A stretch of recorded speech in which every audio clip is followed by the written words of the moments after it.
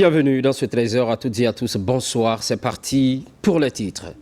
Inauguration des centrales de concassage et d'enrobage de bataillons du génie militaire dans la sous-préfecture de Kouria. Il est question de renforcer les capacités opérationnelles des forces armées au service du développement national.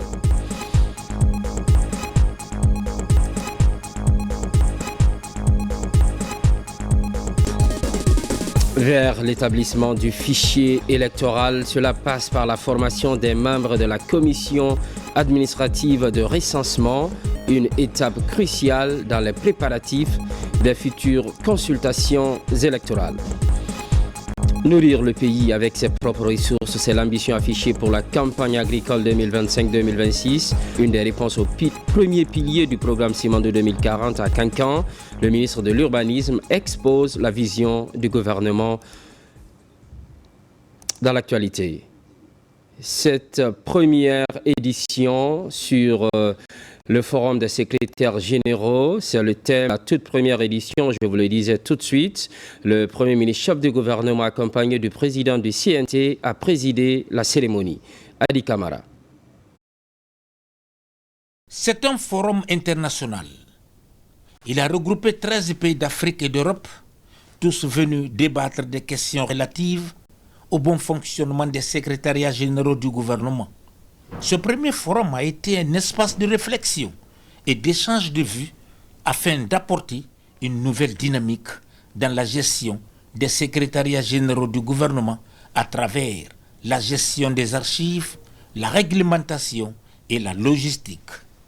Notre pays est fier d'avoir accueilli ce premier forum des secrétariats généraux du gouvernement sous l'impulsion de son Excellence, le Président de la République, chef de l'État, le général Mamadi Doumbouya, qui nous permet tous les jours d'œuvrer dans le cadre du repositionnement de notre pays, du renforcement des capacités de notre administration, en ouvrant nos capacités à d'autres pays, comme ceux qui ont bien voulu répondre à notre invitation. Il nous a permis pendant 3 jours, Monsieur le Premier ministre, Monsieur le Président du Conseil national de la transition, de discuter sur l'orientation et l'ancrage institutionnel et le positionnement des secrétariats généraux du gouvernement. Ça nous a permis de poser des questions, d'inviter à la réflexion sur la pérennité, sur le rôle, les attributions et l'ancrage qui nous permet d'exercer pleinement certaines attributions et d'autres par délégation à travers une organisation parfois différente, même quand c'est le même système. Il faut renforcer les mécanismes de gouvernance et assurer une continuité de l'action de l'État en vue de favoriser une nouvelle technique de travail basée sur l'efficacité des pouvoirs, garantissant ainsi la stabilité et le développement durable. Prenons la résolution de confier la présidence du réseau des SGG pour 2 ans à la Guinée, la première vice-présidence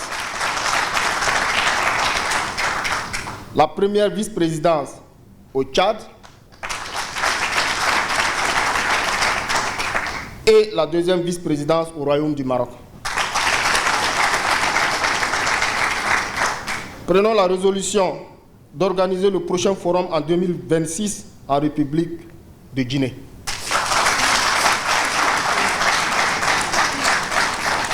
Notre paradis. Le Premier ministre chef du gouvernement insiste sur la vulgarisation des recommandations issues des travaux pour améliorer les cadres institutionnels et législatifs. La meilleure façon d'aider, d'accompagner, c'est de faire en sorte que les nations, que les gouvernements, que nos administrations apprennent mutuellement des expériences des uns ou des autres pour une meilleure performance de l'action gouvernementale. Des pays réussissent, d'autres ont du mal à avancer, tout simplement, non pas parce que la volonté n'est pas partagée de part et d'autre, mais c'est l'approche en termes d'organisation, en termes de méthode, en termes d'implication de l'ensemble des équipes et en termes de conservation de la mémoire pour faire en sorte que nos échecs d'aujourd'hui préparent les succès de demain.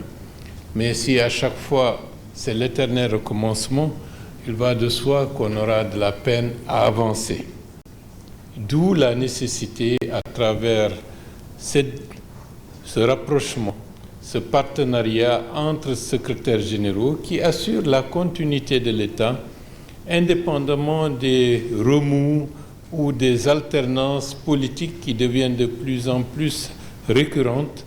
Il y a des pôles de stabilité qui doivent rester pour conserver la mémoire, pour conserver l'action et pour que les générations et les générations qui se succèdent ne perdent pas de vue que c'est une longue continuité parce que nous sommes tous un maillon d'une longue chaîne qui ne devrait pas s'arrêter.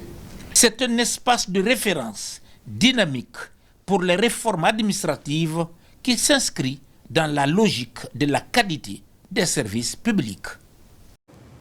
Agenda chargé pour le Premier ministre, chef de gouvernement. Il a procédé à l'inauguration officielle des centrales de concassage et d'enrobage de bataillons du génie militaire dans la sous-préfecture de Kouria. Ces installations viennent renforcer les capacités opérationnelles des forces armées au service du développement national. Hadi Kamara. Pour donner corps à la vision du chef de l'État en matière de construction des infrastructures, le Premier ministre Amadou Ouriba et les membres du gouvernement multiplient les initiatives et avancent à grands pas sur la trajectoire du développement. Ici à Kouria, dans la préfecture de Koya, le chef du gouvernement, en compagnie du ministre de la Défense nationale, du ministre des Infrastructures et des Travaux publics, celui de l'enseignement préuniversitaire et de l'alphabétisation, du chef d'état général des armées et du haut commandant de la gendarmerie nationale, directeur de la justice militaire, inaugure les centrales de concassage et d'enrobage du bataillon du génie militaire. Ces installations permettent de renforcer les capacités opérationnelles du bataillon du génie militaire. Avec cette réalisation, l'armée, à travers le bataillon du génie militaire, concrétise à son échelle la volonté d'œuvrer au développement socio-économique.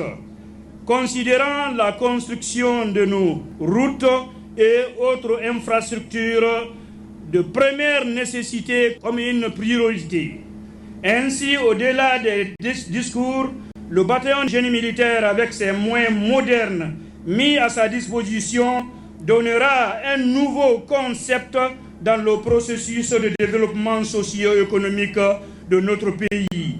Les forces armées guinéennes sont toujours dévouées et impliquées dans le processus de transformation de notre économie à travers plusieurs réalisations d'infrastructures routières, sanitaires et scolaires.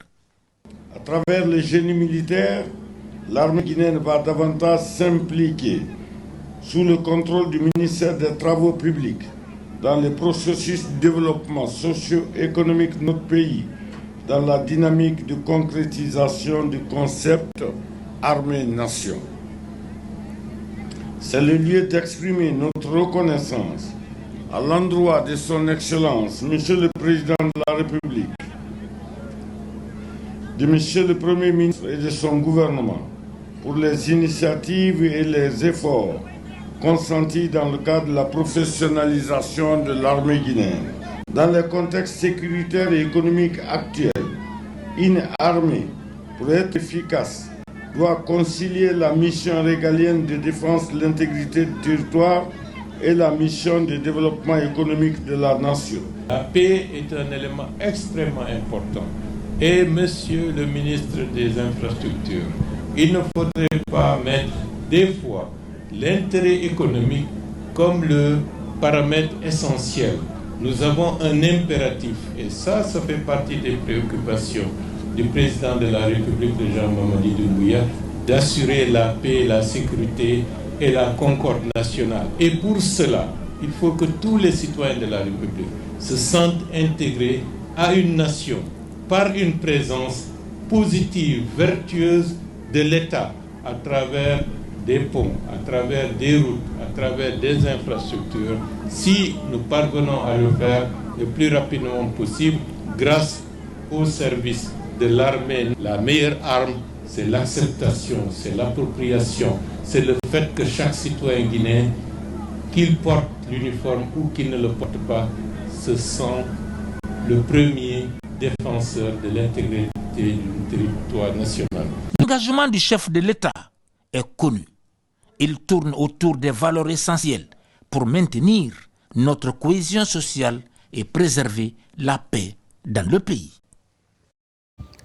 À l'international, la Turquie accueille le Forum de la diplomatie, un sommet de 3 jours lancé par le président Recep Tayyip Erdogan. L'objectif étant de revoir les relations inter-États dans un contexte mondial de plus en plus tendu. La Guinée est représentée à cette rencontre par le ministre des Affaires étrangères.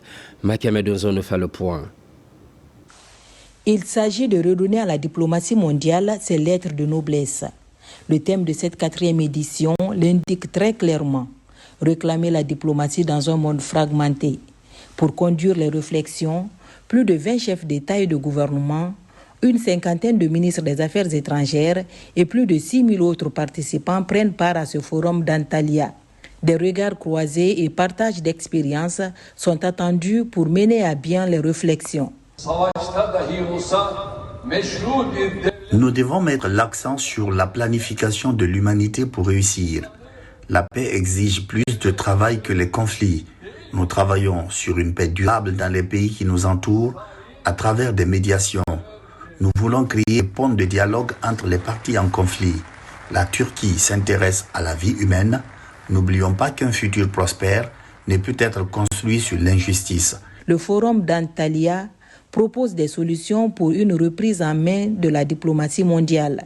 Des approches du président Recep Tayyip Erdogan qui vont dans le sens de la diplomatie prônée par le général Mamadi Doumbouya pour la construction d'un monde plus juste.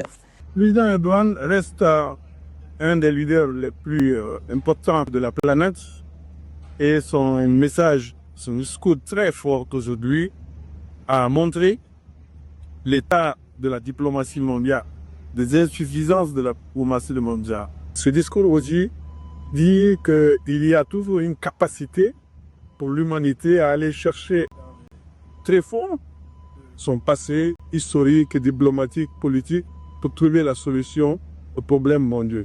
Une occasion pour le chef de la diplomatie, Dr Morisanda Kouyaté, de porter le message du chef de l'État, le général Mamadi Doumbouya. Le président de la République de Turquie a adressé une invitation officielle et fraternelle à son frère, le président de la République de Guinée, son excellence du général Mamadi Doumbouya, pour participer à un des forats les plus importants sur la diplomatie mondiale.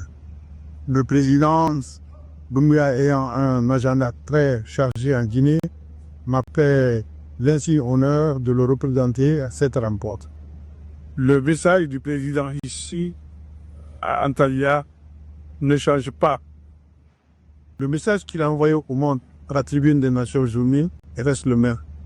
Lorsqu'il dit que la diplomatie mondiale doit se tenir prête à intervenir, mais en considérant tous les peuples avec leurs spécificités. Plus de 50 sessions présentées dans des formats différents sont prévues autour de thématiques régionales. Le chef de la diplomatie guinéenne animera l'une de ces thématiques samedi après sa prise de parole. Il présentera l'approche de la République de Guinée concernant le thème retenu cette année, réclamer la diplomatie dans un monde fragmenté.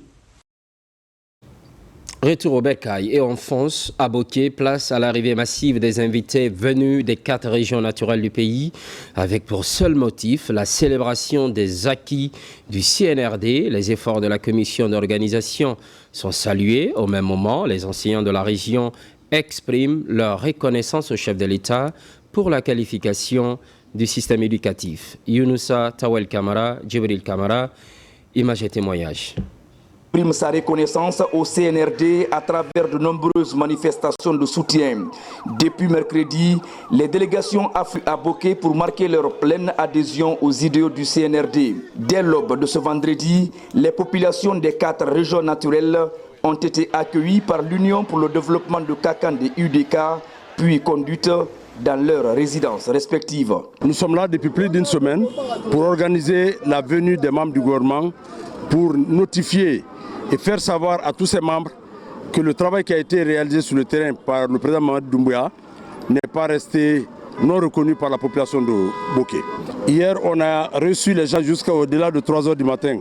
Ça prouve déjà à suffisance que les dispositions qui ont été prises par le bureau des ressortissants, vraiment, c'est des dispositions qui ont été mises en pratique. Et aujourd'hui, voilà ce qui se passe. C'est ce résultat-là que nous avons. Dans toute la commune urbaine de Boké, les mouvements de soutien sont omniprésents. Coordination régionale, associations, préfets et sous-préfets se mobilisent avec détermination pour défendre la cause du CNRD. On est vraiment ravis de ce qu'on a vu, l'atmosphère qui était là et surtout l'accueil qui est là. C'est vrai, celui qui travaille, il faut l'accompagner, il faut le soutenir. Et le général Mamadi Doumbouya, il faut le reconnaître vraiment qu'il a prouvé qu'il aime vraiment les Guinéens, il veut faire quelque chose pour la Guinée. Nous sommes attirés et ça nous permet de penser que demain, ça va encore être un autre jour. Auparavant, les enseignants venus des différentes préfectures de la région ont célébré les acquis du CNRD dans le cadre de la qualification du système éducatif enclenché en Guinée ces 3 dernières années. Il s'agit de regrouper tous les acquis du Monsieur le Président de la République, les magnifier et reconnaître ce qu'il a fait du bien. Ne serait-ce engagé 2000 et quelques au secondaire, c'est un grand acquis. Pour les enseignants, c'est une lueur d'espoir qui est née. Il va falloir soutenir de telles actions pour qu'enfin le système éducatif puisse sortir de sa léthargie. Les enseignants guinéens comptent organiser une manifestation de soutien au chef de l'État le 21 avril prochain sur l'ensemble. Vers l'établissement du fichier électoral, cap sur la formation des membres de la commission administrative de recensement. C'est un effectif de 18 456 agents pour l'ensemble du territoire national, une étape cruciale dans les préparatifs des prochaines consultations électorales. Amadou Touré, Abdul Razak Souma. Après réception des kits d'enrôlement biométrique, le processus des préparatifs des échéances électorales futures entre dans une phase accélérée. À travers la direction des affaires politiques et de l'administration électorale, une formation des formateurs des commissions administratives de recensement est lancée à Conakry et à l'intérieur du pays. Elle regroupe 18 456 agents qui auront pour mission la formation des formateurs locaux. Votre rôle étant éminemment essentiel dans ce processus. Vous devez saisir cette opportunité pour enrichir vos expériences à travers une participation active. Votre expertise est précieuse pour la pleine réussite de l'importante mission républicaine que nous entamons ensemble. La commission administrative de recensement CAR constitue le maillon technique essentiel pour la transparence et la crédibilité du processus électoral. L'intégrité du registre national des personnes physiques et la crédibilité du processus électoral reposent sur votre engagement sans faille. Vous avez entre vos mains la clé de la confiance du gouvernement et de nos concitoyens. Ce travail n'est pas simplement administratif. Il est fondateur d'une autre vie démocratique reflétant nos valeurs sociales et culturelles. Pour se rassurer de l'effectivité du démarrage des séances dans les différents centres de formation des agents de la commission administrative de recensement CAR, Yenabou Touré a sillonné les différents centres de formation de Conakry. Une occasion de passer le message du ministre relatif à la transparence du processus. Parallèlement, 4e recensement général de la population et de l'habitat, RGPH4, le bureau central du recensement est rénové et équipé. Le ministre est en visite sur le site. L'opération a bel et bien démarré. Les techniciens travaillent parfois tard la nuit. Leurs efforts sont reconnus dans la mise en œuvre du RGPH4. Mamadi Terna Kamisoko.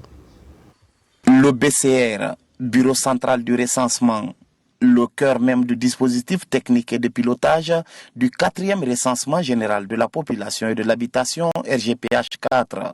Il est chargé de la conception de la méthodologie, la coordination des opérations, de l'exploitation et de la publication des résultats du recensement. Pour encourager les techniciens de ce service stratégique de l'Institut national de la statistique, le ministre du Plan et de la coopération internationale se rend dans les locaux du BCR. On est venu s'enquérir les travailleurs qui sont dans l'ombre, qui font du travail tous les jours. Ils restent ici jusqu'à 2h, 3h du matin pour faire les collectes des données, traiter les données. Donc on est passé les voir comment on traite les ZD, les RC, les équipes. Et ici on a toute la Guinée. On a vu la cartographie de toute la Guinée qui est informatisée, qui sont dans les tablettes. En juin prochain, le dénombrement principal du RGPH 4 sera lancé pour une période d'1 mois dans le pays. À l'Institut national de la statistique, c'est la course contre la montre. Devant ces techniciens fortement mobilisés et motivés, le ministre Nabé est revenu sur la portée de cette grosse opération pour le développement durable du pays. Sans données, pas de planification, pas de développement. Et nous sommes en train d'élaborer le programme de développement socio-économique durable et responsable Simandou 2040. On a besoin de données fiables pour vraiment le développement ambitionné par notre cher président, le général Mamadi Doumbouya. L'Institut national de la statistique est conscient de l'apport du BCR dans l'amélioration du système statistique national. C'est pourquoi les locaux de ce service ont été entièrement rénovés pour permettre au personnel de travailler dans un environnement adéquat, gage de productivité. L'exposition universelle Osaka 2025 s'ouvre ce dimanche au Japon. La Guinée est représentée par une forte délégation qui compte en son sein plus de 30 exposants. À la veille de cet événement mondial, la ministre du Commerce, de l'Industrie et des PME a conféré avec les hommes de médias. Il s'agit de dévoiler les ambitions de la Guinée. Mamadou Saliouba, Lansana Marisila. Osaka, c'est cette ville touristique du Japon qui reçoit l'exposition universelle 2025. Sur ce site, avec cette architecture en bois, plus de 28 millions de visiteurs venus de 161 pays sont attendus à partir du 13 avril. À ce rendez-vous mondial, la Guinée compte faire une participation remarquable. Notre participation doit prouver et démontrer que des entreprises guinéennes et des produits guinéens peuvent être valorisés. La participation à Osaka 2025 permettra de mettre en valeur les petites et moyennes entreprises, de promouvoir les produits agroalimentaires, artisanaux, textiles ou technologiques, où 30 exposants guinéens sont déjà mobilisés avec leurs produits. Prévu du 13 avril au 13 octobre, la Guinée va saisir cette vitrine pour partager ses œuvres artisanales et vendre le savoir-faire guinéen. Cette année, à cette exposition, nous sommes la Guinée, terre de richesse et d'innovation, parce que nous continuons dans ce qui est déjà fait, ce qui est en train de se faire avec le branding Guinée. La marque pays est extrêmement importante. Donc j'inviterai vraiment tous ceux qui sont là, qu'ensemble on puisse réellement porter pendant 6 mois ce projet. Pour réussir sa participation, des hommes de culture et autres acteurs de renom sont mobilisés pour vendre la belle image de la Guinée. Le 10 juin d'ailleurs, une journée spéciale est dédiée à la Guinée à cette exposition universelle Osaka 2025.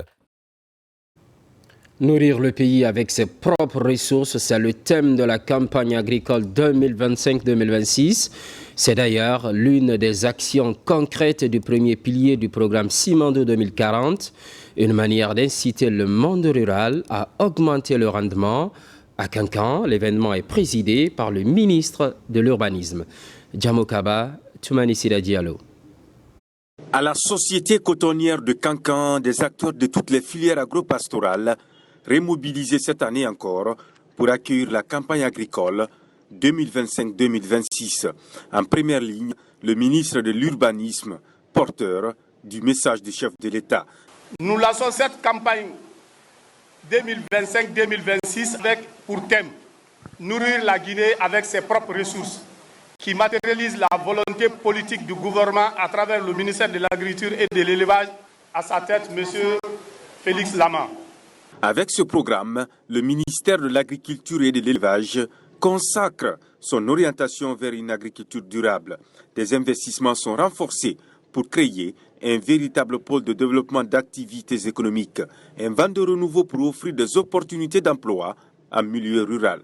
Des réformes sont actuellement en cours et beaucoup de réformes ont déjà été faites. je veux parler de l'adoption et de la promulgation de la loi d'orientation agricole. Je veux aussi parler des états généraux de l'agriculture, le code de l'élevage, mais aussi des efforts qui sont mis par nos différentes autorités et à tous les niveaux. Le temps est donné pour inciter les acteurs, un soutien pour répondre aux multiples enjeux de la souveraineté alimentaire. Le thème de cette année est une invite à fédérer les synergies afin que les producteurs bénéficient des avantages pour lutter contre la faim. La particularité de la campagne agricole de cette année coïncide à la mise en œuvre du programme de développement socio-économique responsable Simandou 2040. Et le premier pilier de ce programme de développement socio-économique est l'agriculture. C'est d'ailleurs ce qui justifie le déploiement de l'ensemble des membres du gouvernement sur l'étendue du territoire national pour se tenir auprès des producteurs et du ministère de l'Agriculture pour procéder au lancement de la campagne agricole. Mais ce n'est pas de simple lancement de campagne, mais c'est aussi une volonté manifeste du chef de l'État pour témoigner de tout son engagement politique mais personnel aux côtés des culteurs afin d'accroître la productivité agricole et arriver à zéro faim dans notre pays. Autre thème développé, l'appui à la relance de la production cotonnière. Sur le terrain, une visite guidée pour recueillir les préoccupations. Il s'agit d'offrir à la République de Guinée la possibilité d'être au rang des pays producteurs du coton pour revaloriser l'artisanat. Et puis, cette marche pénitentielle organisée par l'Église catholique, un moment fort de recueillement et de prière pendant le carême. Cette démarche spirituelle est surtout marquée par la confession des péchés en plein air pour être davantage proche de Dieu. Abraham Christophe Conté, Quintessence. Des pieds en attente sur le sol, des chapelets égrenés en main. D'autres portent la croix du Christ. Tous s'apprêtent pour le déroulé de l'exercice de marche pénitentielle sur près de 5 km. Une marche en prière. La tradition est vieille de plus de 32 ans. Ce dernier vendredi avant la Semaine Sainte, les fidèles chrétiens catholiques de l'archidiocèse de Conakry effectuent cette marche pénitentielle les conduisant de Kolaya au jardin de l'archevêché. Au rythme des cantiques religieux, cette procession est organisée pour imiter la souffrance du Christ pendant les 40 jours de pénitence dans le désert. En faisant le chemin de croix de Kolaya jusqu'ici, c'est pour communier à la souffrance de Jésus pour le salut du monde, précisément pour le salut de nos familles, pour le salut de nos populations, pour le salut des autorités de Guinée. De travailler pour que nos familles, nos services et tous nos lieux de travail soient des lieux de paix. Ce rituel, plus qu'une tradition, est un rendez-vous annuel Kolaya Archevêché, devenu pour de nombreux fidèles une obligation à observer pendant ce temps de pénitence. Une opportunité pour les fidèles marcheurs de formuler les intentions de prière pour eux-mêmes et pour le pays. Le temps de carême qui est propice à tout chrétien et toute chrétienne de se donner l'amitié autour de sa personne, dans son milieu habituel, dans son milieu professionnel, et aussi prier pour la paix pour le pays et prier pour la paix pour le monde entier. Nous sommes sur la route pour la prière, pour chasser nos péchés, pour nous réconcilier avec nos frères et pour vivre les lois que le bon Dieu, à travers Jésus, a voulu nous donner pour que nous puissions vivre ensemble dans la société. Je demande à tous les Guinéens de se prédisposer à recevoir les paroles de Dieu afin de pouvoir prendre le chemin qui plaît à Dieu. Pour cette année, ils étaient 7711 fidèles venus des différentes paroisses de l'archidiocèse de Conakry à participer à ce rendez-vous religieux. Les chrétiens catholiques de tout âge ont prié pour la consolidation de la paix et le progrès du pays en cette période de transition. Une procession clôturée par la célébration d'une messe présidée par Monseigneur Vincent Ibali, archevêque métropolitain de Conakry. C'était l'actualité de la Guinée, notre paradis, terre de richesse et d'innovation. Les programmes se poursuivent. L'actualité revient dans 4 heures. À très vite.